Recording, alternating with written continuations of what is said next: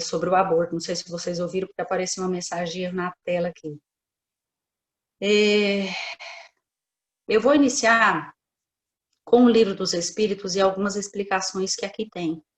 E depois eu vou mencionar para vocês uma outra parte de outro livro, porque esse tema, ele abrange tantas lacunas, vamos dizer assim, que é tema para muitos dias, para muitos debates, vocês mesmos sabem. Tem tanta coisa que envolve a questão do aborto, que não dava aqui para a gente, em poucos minutos, a gente falar sobre isso, né? Nada é coincidência, né?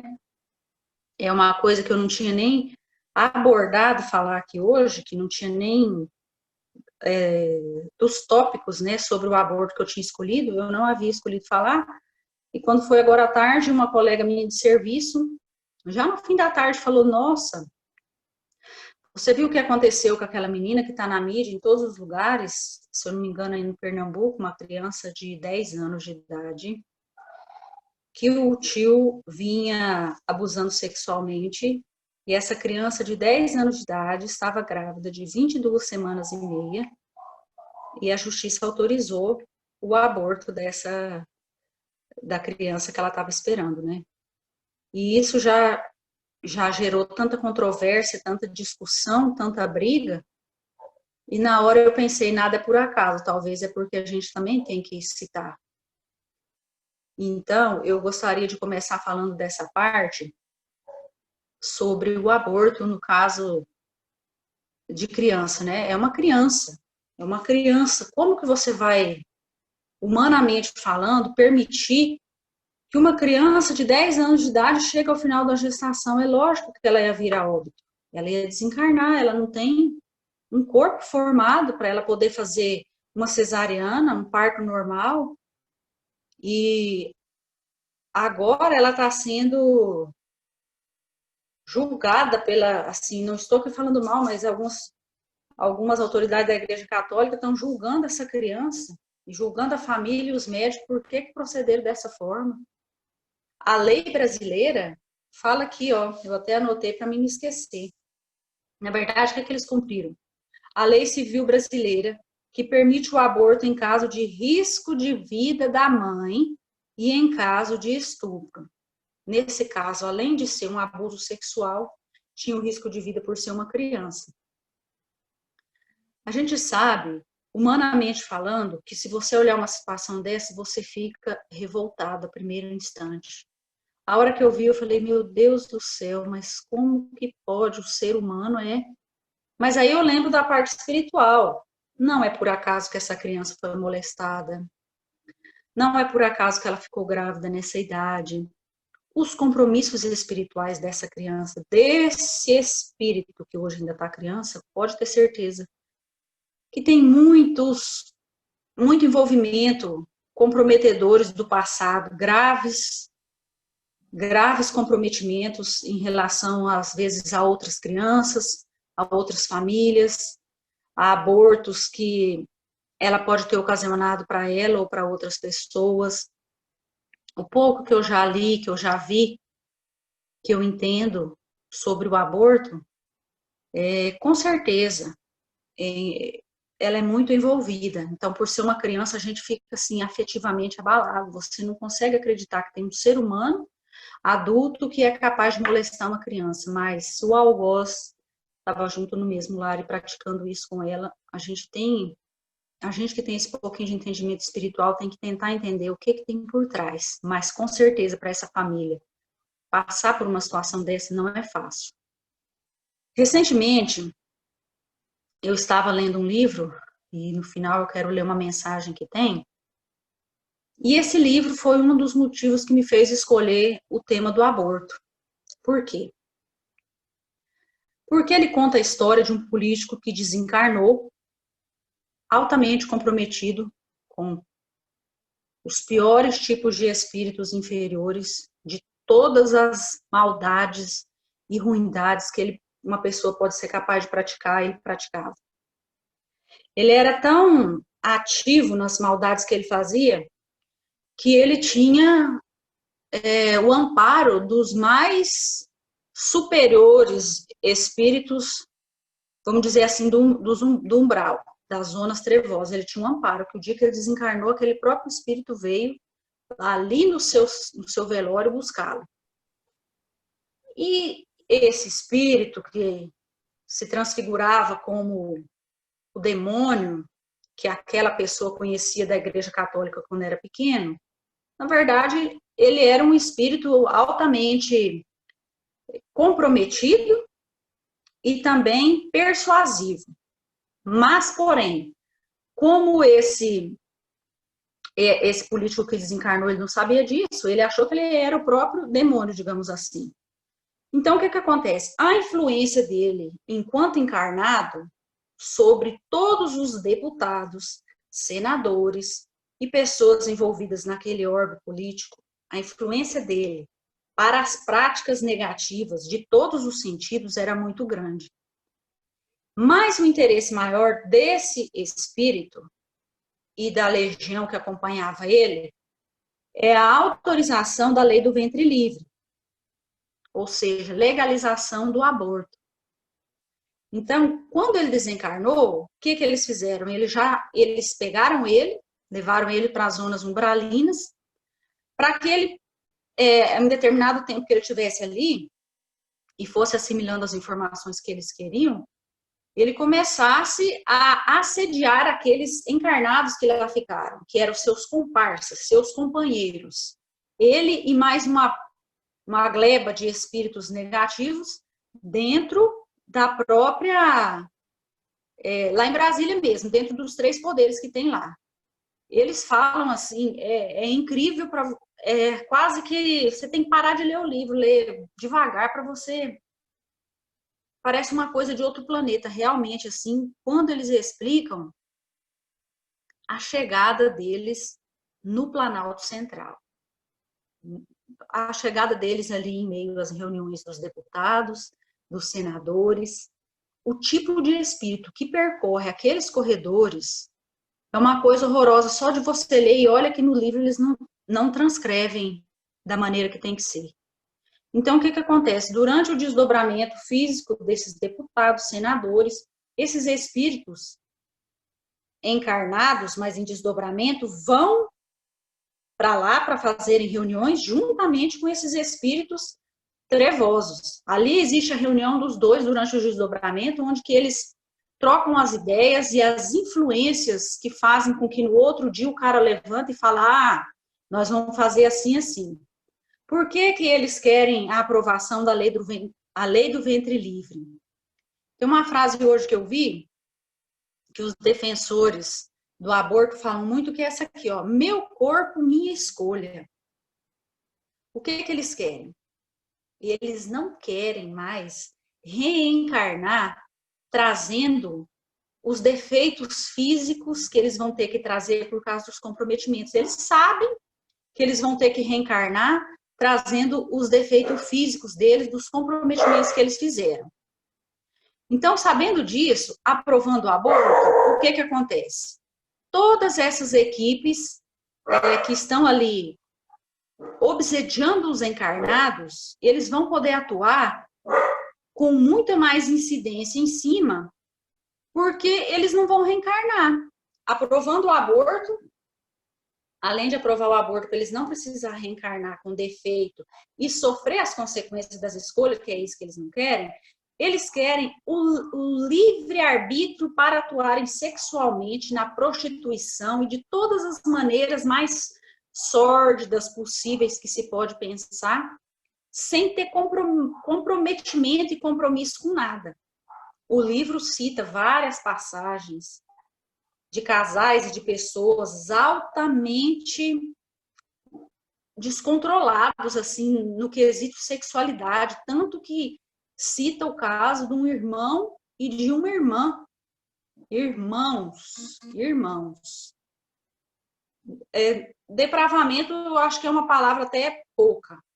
Cita também a questão do carnaval, a influência que esses espíritos têm durante um grande tempo, assediando os encarnados para que atuem da maneira que eles querem no carnaval.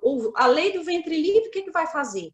É o oba-oba, acabou. Eles vão fazer o que eles quiserem, porque a pleia de espírito que sobe das trevas, a guerra entre eles, para quem vai subir, quem vai ficar lá vigiando, é uma coisa inacreditável. É uma coisa inacreditável. A atuação deles sobre os encarnados no período de carnaval é um absurdo tão grande, mas é interessante que a espiritualidade nunca desampara. Então, mesmo no carnaval, por exemplo, aconteceu o seguinte: as leis da natureza, que tudo é regido pela espiritualidade, que a gente pensa que isso não existe, mas eles programaram, por exemplo, um temporal.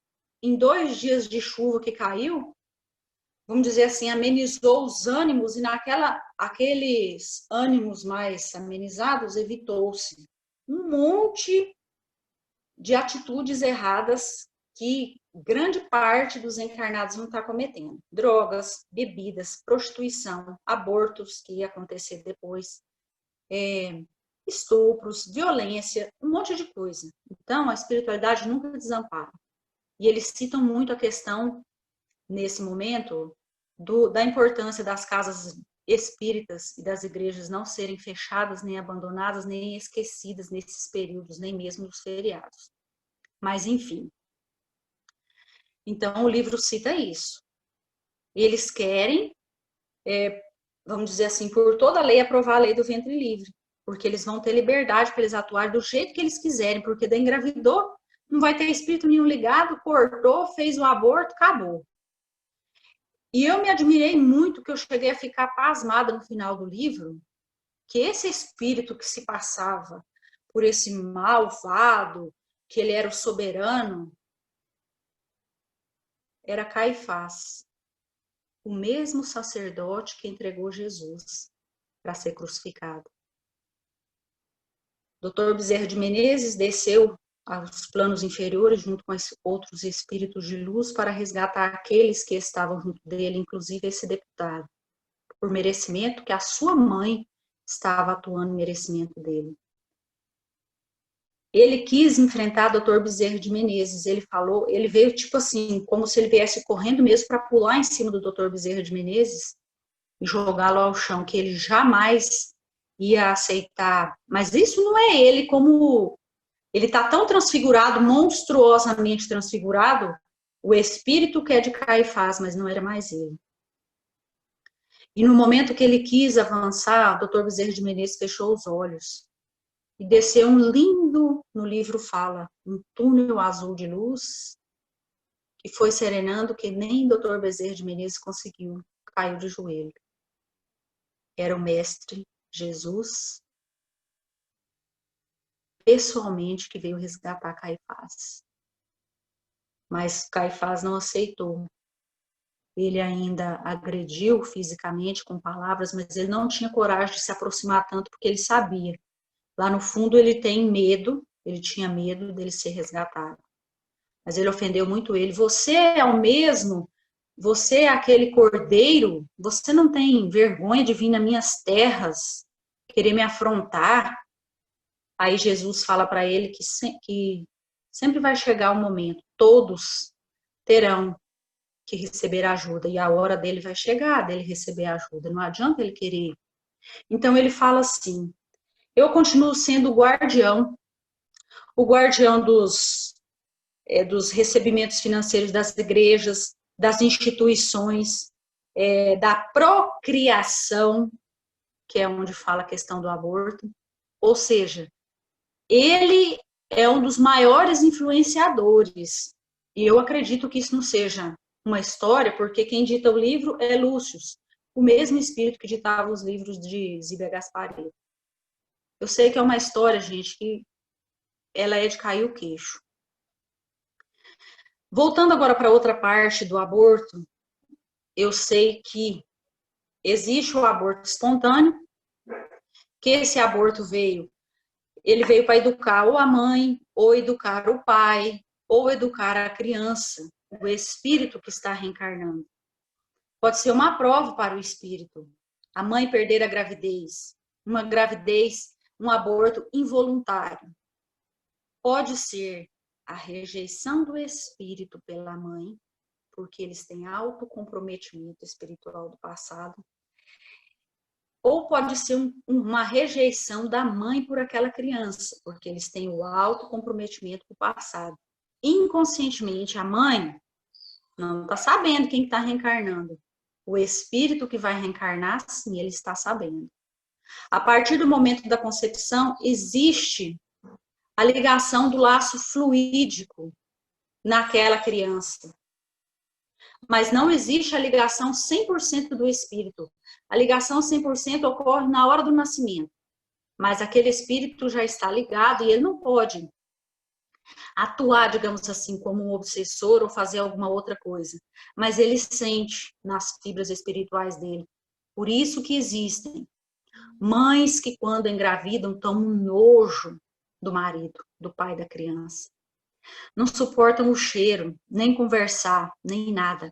É porque aquele espírito que vai reencarnar é um espírito muito comprometido com o pai. Ou a própria mãe já toma raiva da barriga, dá o filho para os outros. Depois que o filho nasce, às vezes até, e dá para os outros, às vezes até se arrepende. Mas naquele momento ela não pensa outra coisa a não ser dar para os outros. Aquilo é um estorvo, digamos assim. Vários abortos sucessivos, pode acontecer o quê? A prova para aquele espírito. Ele deve ter as suas provações, né? O que ele fez, a gente não sabe. Um passado comprometedor com a gravidez de outras mulheres, matando o filho dos outros, sendo conivente, fazendo porções como se fazia no passado, dando remédios, enfim, abortando várias vezes, tomando vários remédios, se prostituindo de maneira que ocasionou um câncer, uma lesão no seu aparelho reprodutor, e nessa encarnação às vezes fica louco para ter um filho, mas não consegue. Tudo isso é comprometimento espiritual e a gente tem que ter um entendimento que Deus sabe de todas as coisas. As pessoas às vezes se revoltam que não têm filhos e vira aquele desespero, aquela depressão. Deus sabe de todas as coisas. Com certeza tem algum comprometimento no passado que está impedindo que nessa vida tudo flua como natural, digamos assim. Existem aquelas mães que chegam às portas de fazer um aborto. Aquela criança, aquele espírito, ele sente aquelas vibrações e aqueles pensamentos. O que acontece? Ele nasce. Mas depois que ele nasce, às vezes durante toda a vida, e talvez requer tratamentos, terapias, para que ajude essa pessoa a mudar o seu comportamento. Mas, às vezes, essa pessoa nasce e, ao longo da vida, ela ofende a mãe, ofende o pai. Principalmente quando tem outros irmãos. Você só gosta do fulano, de mim você não gosta. Ou é uma questão, nesse sentido que eu expliquei, que chegou às portas do aborto, ou ela realmente já tinha uma rejeição do passado e ela sente isso no perispírito dela. A senhora só gosta do fulano, a senhora não gosta de mim. Ou para a própria irmã, eu odeio você, porque minha mãe só gosta de você. Um irmão, eu odeio você, porque minha mãe só gosta de você, não gosta de mim. Então, tudo isso faz parte dos comprometimentos do passado. O aborto, igual eu falei para vocês, ele é uma questão muito vasta. Existem tantas possibilidades da gente poder falar, que você acaba, às vezes, nem sabendo colocar o certo de tanta coisa que existe. Eu quero ler para vocês uma parte do Livro dos Espíritos. Não vai dar para mim ler todas as questões, porque o tempo nosso está curto, mas em relação a isso que aconteceu com essa criança, né? A Federação Espírita Brasileira tem mantido há anos uma campanha chamada Em Defesa da Vida, ou seja, contra o aborto. Mas a questão 359 do Livro dos Espíritos, ela traz uma explicação.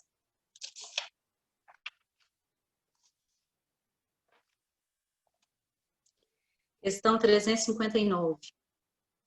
No caso em que a vida da mãe estivesse em perigo com o nascimento da criança Há crime em sacrificar a criança para salvar a mãe? Resposta: é preferível sacrificar o ser que não existe ao ser que existe. Ou seja, tanto nesse caso quanto em outros casos onde que existe o risco de perder a vida, mas principalmente nesse caso que é uma criança, não tem como você deixar uma criança de 10 anos de idade, gente, chegar no final de uma gravidez. É claro que ela está comprometida. Você acha que uma gravidez dessa, principalmente interrompida aos 10 anos de idade, ela já não está resgatando? Como que vai ficar o corpo dessa criança no futuro? Como que vai ficar o perispírito, a consciência, a cabeça? Isso tudo já está fazendo parte da evolução desse espírito. E chegar às vias de fato de um parto, eu diria que é impossível. Fisiologicamente falando, o corpo não está preparado para isso. Então, existem muito preconceito também em relação. Lógico que a gente tem que entender, como eu falei, a questão da lei do ventre livre, isso não. Mas existem casos. Agora, o Espiritismo já fala que a questão do estupro, ela é um resgate da pessoa. E eles não aconselham também, assim, que seja feito o aborto. O Espiritismo não é a favor que seja feito o aborto na questão de estupro, mas nessa questão onde está sendo colocada em risco a vida de um que vai chegar e de um que já está aqui, é preferível salvar o que já está aqui. Tudo isso é levado em consideração, isso não vai ser um crime. Está sendo levado em consideração, a espiritualidade está junto o tempo todo para entender o que é um aborto legal, o que é um aborto ilegal, o que é aquela pessoa que quer que libera para poder fazer o que quiser e abortar quantas vezes ele achar, ou que ele tem uma clínica clandestina para ele acabar com a vida de quantas pessoas ele quiser. Tudo isso é levado em consideração pela espiritualidade. E os comprometimentos vêm. Clínicas clandestinas, abortos clandestinos, medicamentos, como diria os antigos, as beberragens, as garrafadas, as coisas que eram feitas. Pode ter certeza que um dia chega o resgate na porta. Eu quero ler para vocês um poema no final do livro, esse livro que eu falei para vocês que eu li a história, um poema muito bonito, para a gente encerrar antes de fazer a nossa fluidificação e o passo final.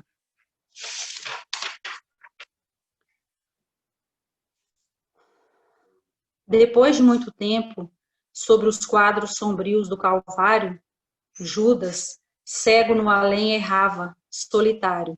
Era triste a paisagem, o céu era nevoento. Cansado de remorso e sofrimento, sentara-se a chorar. Nisso, nobre mulher de planos superiores, nimbada de celestes esplendores, que ele não conseguia divisar, chega e afaga a cabeça do infeliz. Em seguida, num tom de carinho profundo, quase que em oração, ela lhe diz: meu filho, por que choras? Acaso não sabeis? Replica o interpelado, claramente agressivo. Sou um morto e estou vivo. Matei-me e novamente estou de pé. Sem consolo, sem lar, sem amor e sem fé. Não ouvistes falar em Judas, o traidor? Sou eu que aniquilei a vida do Senhor. A princípio julguei poder fazê-lo rei, mas apenas lhe impus sacrifício, martírio, sangue e cruz. E em flagelo e aflição, eis que a minha vida agora se reduz. Afastai-vos de mim, deixai-me padecer neste inferno sem fim. Nada me pergunteis, retirai-vos, Senhora. Nada sabeis da mágoa que me agita. Nunca penetrareis minha dor infinita. O assunto que lastimo é unicamente meu. No entanto, a dama calma respondeu: meu filho, sei que sofres, sei que lutas, sei a dor que te causa o remorso que escutas. Venho apenas falar-te que Deus é sempre amor em toda parte. E acrescentou serena: a bondade do céu jamais condena. Venho por mãe a ti, buscando um filho amado. Sofre com paciência a dor e a prova. Terás em breve uma existência nova. Não te sintas sozinho ou desprezado. Judas interrompeu-a e bradou rude e pasmo: mãe, não me venhais aqui com mentira e sarcasmo. Depois de me enforcar num galho de figueira, para acordar na dor, sem mais poder fugir à vida verdadeira, fui procurar consolo e força de viver ao pé da pobre mãe que me forjara o ser. Ela me viu chorando e escutou os meus lamentos, mas teve medo dos meus sofrimentos. Expulsou-me a esconjuros, chamou-me monstro por sinal, disse que eu era unicamente o espírito do mal. Intimou-me a terrível retrocesso, mandando que apressasse o meu regresso para a zona infernal, de onde, por certo, eu vinha. Ah, detesto lembrar a horrível mãe que eu tinha. Não me faleis de mães, não me faleis de amor. Sou apenas um monstro sofredor. Ainda assim, disse a dama docemente, por mais que me recuses, não me altero. Amo-te, filho meu, amo-te e quero ver-te de novo a vida maravilhosamente revestida de paz e luz, de fé e elevação. Virás comigo à terra, perderás pouco a pouco o ânimo violento, terás o coração nas águas de bendito esquecimento. Numa nova existência de esperança, levar-te-ei comigo a remansoso abrigo, dar-te-ei outra mãe. Pensa e descansa. E Judas, nesse instante, como quem olvidasse a própria dor gigante, ou como quem se desgarra de pesadelo atroz, perguntou: quem sois vós, que me falais assim, sabendo-me traidor? Sois divina mulher irradiando amor, ou um anjo celestial de quem presinto a luz? No entanto, ela, a fitá-lo frente a frente, respondeu simplesmente: meu filho, eu sou Maria, sou a mãe de Jesus. Poema de Maria Dolores, Retrato de Mãe, do livro Momentos de Ouro, do Francisco Cândido Xavier e dos Espíritos Diversos. Muito lindo, né? Lindo mesmo, como é o amor materno de Nossa Senhora, de Nossa Mãe Maria Santíssima, a indulgência, a clemência que Jesus, que Mãe Santíssima tem, a oportunidade que ele vai ter de reencarnar, a mãe que ele teve nessa encarnação que não soube ampará-lo. Talvez ele vá passar por problemas de aborto, talvez ele vai nascer com problemas físicos, mentais, por tudo que ele cometeu, não sabemos. Mas o poema cita bem o amor de mãe e a nova oportunidade que todos os espíritos, como nós aqui estamos, teremos de vir. Vai depender de nós como que vai ser a forma que a gente vai voltar. Se a gente vai voltar já mais evoluído, ou se a gente ainda vai voltar com muitas mazelas e comprometimentos. Então, nesse momento, meus irmãos, elevemos os nossos pensamentos a Deus. Peço a espiritualidade que se faz presente comigo e com todos vocês e da nossa querida Casa de Oração Elizabeth Campos.